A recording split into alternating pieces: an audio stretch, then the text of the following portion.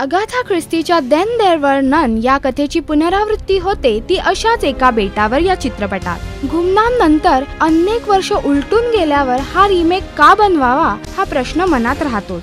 असो, संजू हिंगे दिग्दर्शित अशाच एका बेटावर या चित्रपटात सई ताम्हणकर, अंकुश चौधरी, मधुरा वेलणकर, संजय मोने, यतीन कार्यकर, शरद पोंक्षे, संजय नार्वेकर, कमलेश सावंत आणि मंगेश देसाई यांच्या प्रमुख भूमिका आहेत। परिस्थितीने ग्रासलेली ही 9 जण पैशाच्या आमिषाला बळी पडतात आणि कोणाच्या तरी एका पत्रावरून त्या अज्ञात बेटावर येऊन पोहोचतात। पहिल्याच रात्रीपासून एकेकाचा खून व्हायला सुरुवात होते। या खुनाचं रहस्य सोडवण्याचा प्रयत्न प्रत्येक जण करतो, परंतु मग ही मिस्ट्री सोडवली जाते का? हे रहस्य कोण सोडवतं, शेवटी कोण उरतं आणि बेटावरून कोण परत जातं याची उकल म्हणजे अशाच एका बेटावर।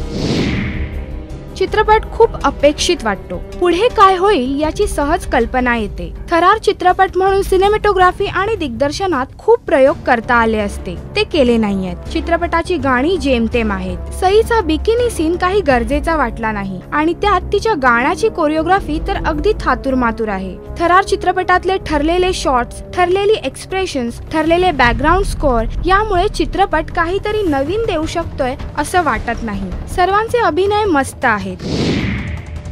सई ताम्हणकरच्या बोल्डनेसचा पुरेपूर फायदा घेऊन चित्रपट बनवला गेलाय, त्यामुळे सईच्या चाहत्यांना चित्रपट पाहण्याचं हे एक कारण चालून जाईल। संजय नार्वेकर अख्खा चित्रपट खाऊन टाकतो हे नक्की।